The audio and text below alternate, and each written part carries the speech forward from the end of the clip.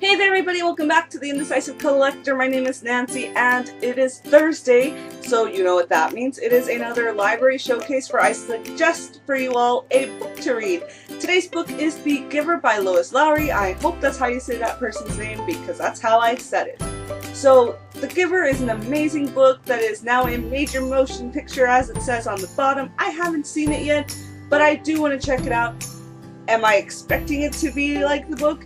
No, I've learned to lower my expectations when watching movies based off of books, but I hope it's good. Either way, regardless, whatever.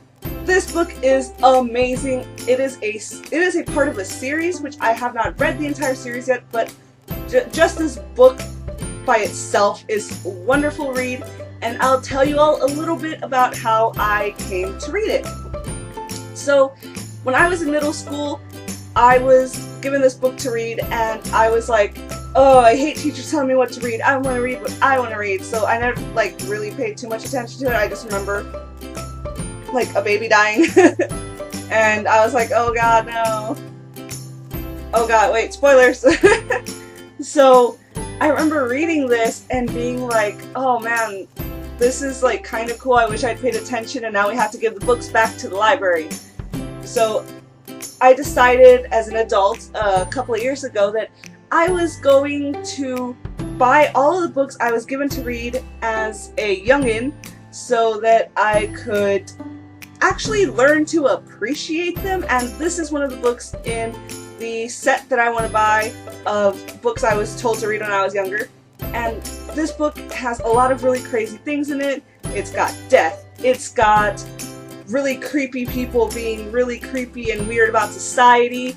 It's got all of these post-apocalyptic vibes where you could tell something went wrong, and then people started a society where everything's supposed to be perfect all the time, and it's really, really creepy, like Stepford Wives creepy, but nobody really sees how creepy it is because they're so brainwashed from so many generations of this happening that it's not a big deal to them.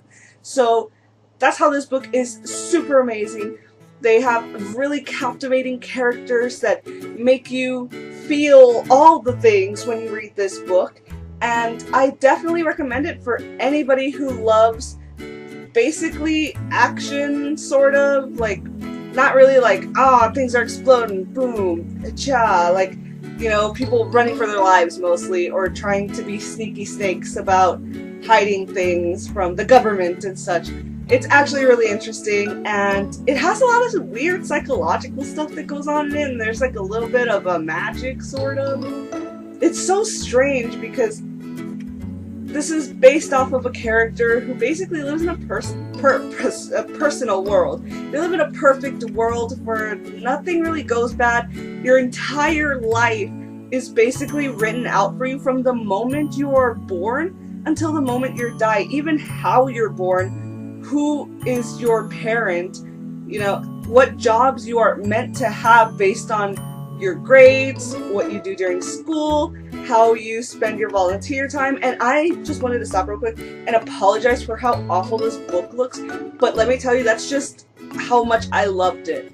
Because I got this book when I was still working out in the workforce, and I would take this with me everywhere, and I had it in the trunk of my car, and I would go and grab it, read it wherever I was, and then I would put it back because I just took it everywhere with me.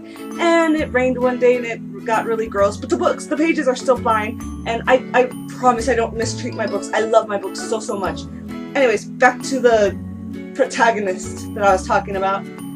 So that guy basically lives in a perfect world, and he gets chosen to do some really big job, which is basically, holding all of the memories of the past, and things go crazy from there because those memories of the past are memories that nobody else has except for the giver, the older guy who's about to pass away, and him now.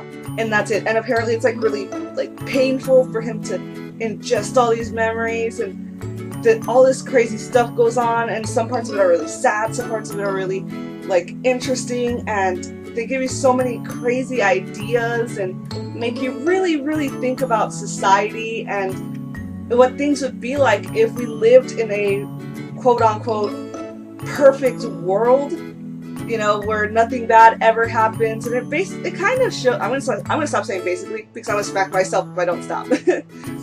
it really does show that if everything is absolutely perfect, smaller things end up being so much worse in other people's eyes. Like just little things, like the way someone talks or looks or walks is the biggest controversy. I'm not saying I love that terrible things happen. I get so sad when bad things happen in the world that I cry for ages over people I've never met before, over animals I've never met before. But this book does a really good job illustrating how sometimes, you know, evil happens for a reason, sort of.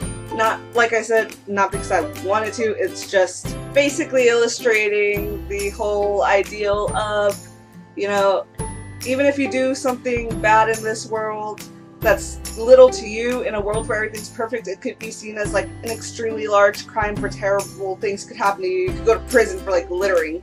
So that's basically what this book kind of shows, and it talks about what, you know, all the bad things that could happen in a perfect world, all of the things that the government can do to like mess with people to make the perfect world, and how basically it's good to be an individual and to have differences and to, you know, just all that really good stuff. So if that sounds like something that you would like to read, then go ahead and get this book because it's amazing and I love it, and I'm hoping to read the entire series soon. If you have read this book, please let me know what you think down in the comments below. Don't forget to like and subscribe, and I'll see you all later. Bye!